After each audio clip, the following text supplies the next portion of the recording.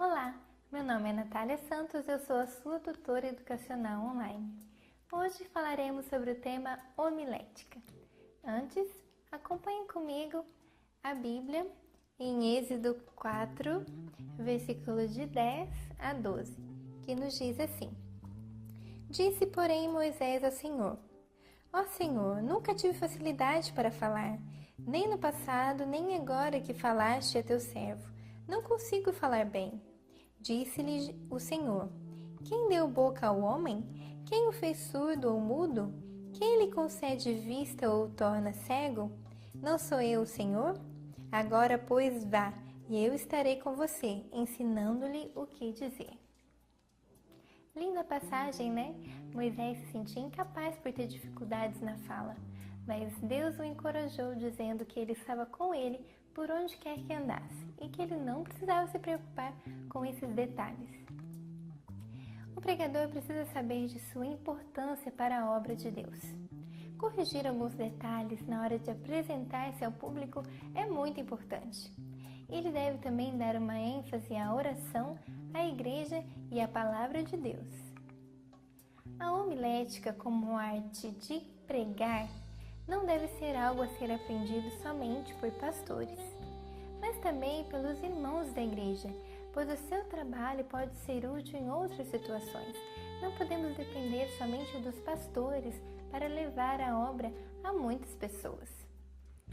Já que é possível também aqueles que não tiveram oportunidade de estudar em uma instituição teológica falar de Deus, pois Deus, através do Espírito Santo, tem o poder de capacitar as pessoas a falarem de seu amor.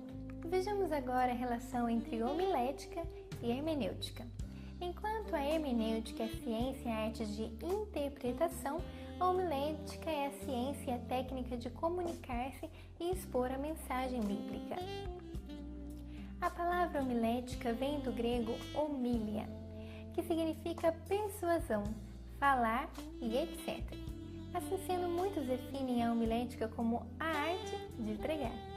As primeiras teorias acerca da homilética surgiram aproximadamente entre 345 a 405 depois de Cristo, nos escritos de Crisóstomo, pregador da igreja primitiva, e também por Agostinho. Relação divino-humano com a homilética. Sabemos que Deus é o autor e inspirador da palavra. O pregador é o instrumento, o veículo, e o ouvinte é o alvo a ser alcançado. Sendo assim, podemos expressar este relacionamento na seguinte ordem. Vejamos aqui comigo.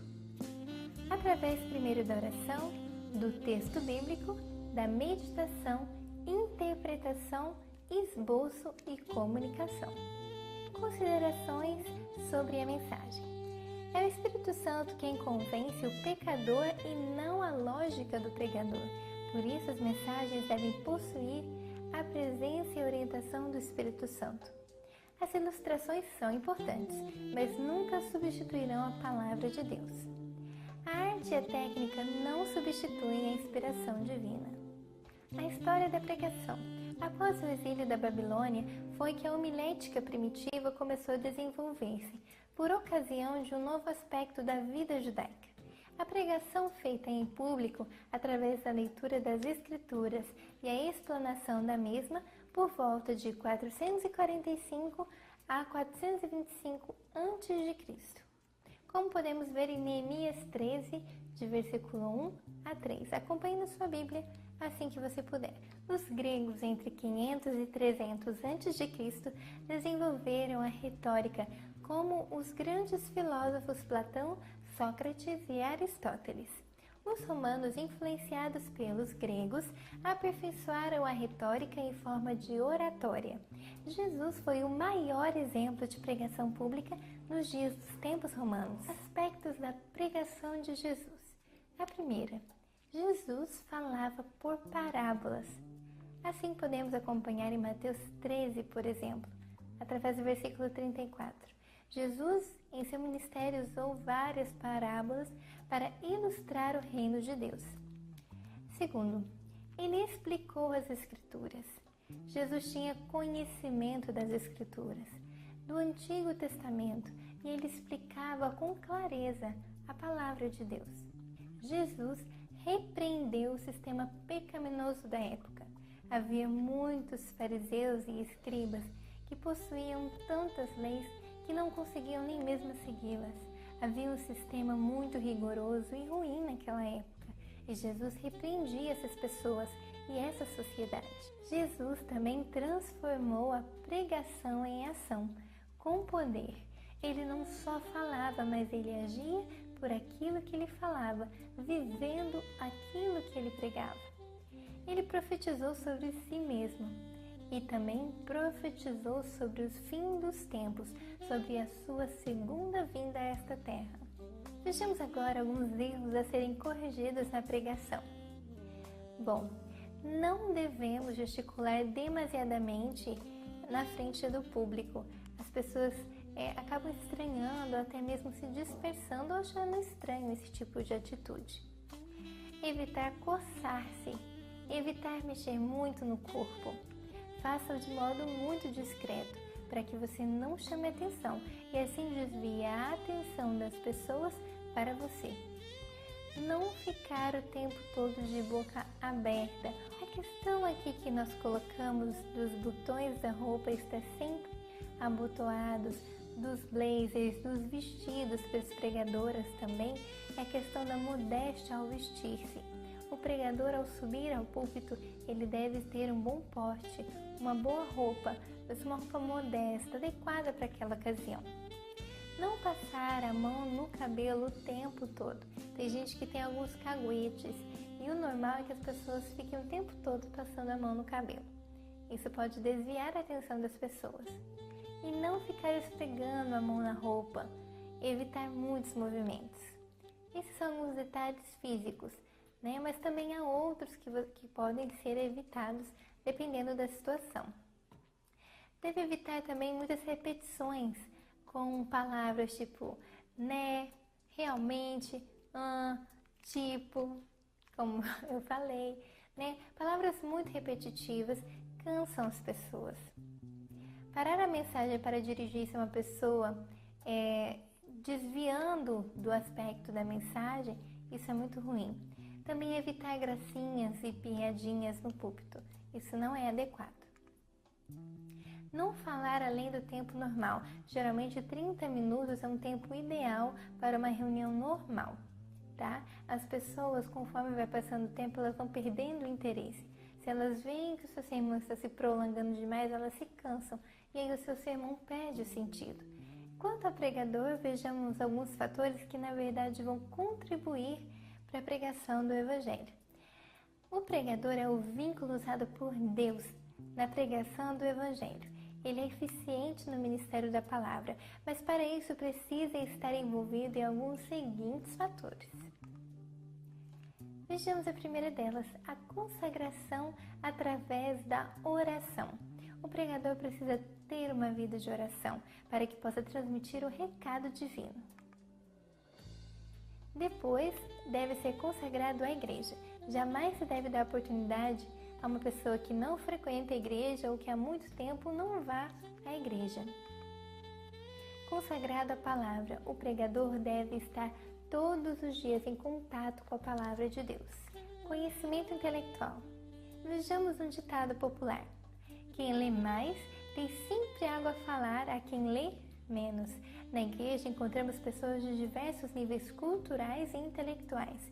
Por isso devemos buscar sempre conhecimento e sabedoria do céu. Não para ser melhores do que os outros, mas que possamos ser suporte às outras pessoas.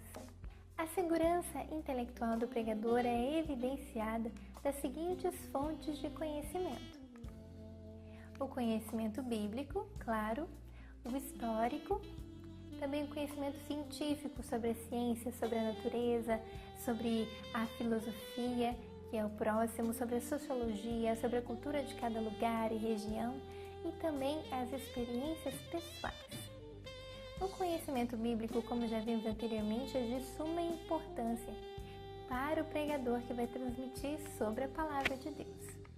O conhecimento histórico é importante para que o pregador possa utilizar de fatos históricos para complementar ou abranger os assuntos bíblicos expostos. A história está cheia de curiosidades que poderão ser contadas pelo pregador. No desenvolvimento da história, há várias situações que podem complementar a sua pregação. O conhecimento científico. Conhecer algo da ciência, da astronomia, da biologia, tudo isso vai ajudar para que você possa ter novas descobertas e passar para as pessoas e relacioná-las à Bíblia, pois a ciência e a Bíblia sim podem ser relacionadas. O conhecimento filosófico também é importante. As pessoas vibram com pensamentos de grandes filósofos. As experiências pessoais, acredito eu, ser uma das mais importantes, pois se você possui experiências espirituais com Deus, você pode compartilhar com as pessoas e assim as pessoas aproveitarão de suas experiências para crescer também espiritualmente. A objetividade do sermão. Uma boa mensagem é objetiva. Ela tem começo, desenvolvimento e fim. Ou seja, um bom sermão estabelece um tema, uma introdução e uma conclusão. Estrutura do sermão. A introdução deve ser elaborada por último, como acontece com o título. Por quê? Porque primeiro você vai desenvolver o tema, depois você vai chegar a uma conclusão. E quando você vê o corpo do texto quase completo, você vai fazer uma introdução de tudo aquilo que você desenvolveu. E o título, claro, é por último, porque no desenvolvimento do texto você encontra uma parte central. A introdução é o processo pelo qual o pregador procura conduzir a mente dos ouvintes para o tema central da mensagem. Na estrutura do sermão, nós também vemos a conclusão, que é o clímax do sermão, o apelo, aquela parte especial. A conclusão do pregador deve chegar ao seu alvo, ao ponto ao qual ele havia desejado atingir. Pré-requisitos do culto. O cumprimento de um ritual não basta para que haja o culto. É indispensável a aceitação por Deus do culto oferecido. Deus estabelece condições para aceitar a adoração de homens. A ignorância dessas condições ou sua violação transforma o ritual em exercício unilateral, enervante com sérias consequências para os participantes. Essa citação é de Boanerges Ribeiro. Interessante como ele abrange a questão de que o ritual dos cultos, os sacramentos não são o mais importante. Eles, talvez sendo feitos de forma adequada aos olhos humanos, podem não ser agradáveis a Deus. O que importa é um culto de adoração por um coração que está sendo consagrado e santificado para Deus. Vejamos alguns pré-requisitos do culto sem os quais não alcançamos a comunhão com Deus. A primeira é a fé. Depois temos o envolvimento total da vida, assim como encontramos nessas passagens de Romanos 12, de 1 a 2, Marcos 12, 30 e Lucas 10, 27. Os principais elementos do culto são considerados a Bíblia, a oração, a música, o sacramento e as ofertas. Todos esses elementos são indispensáveis para um culto cristão. A Bíblia, que é o nosso instrumento da palavra de Deus, a oração também, que nos liga a Deus, a música, que acalma e também inspira os nossos corações, os sacramentos, que são as ordenanças normais do culto, e um momento de gratidão a Deus através dos dízimos e as ofertas. Dicas de estudo. Desafio você a elaborar um sermão com parábolas ou encenações para a sua igreja. Agradecemos, até a próxima aula!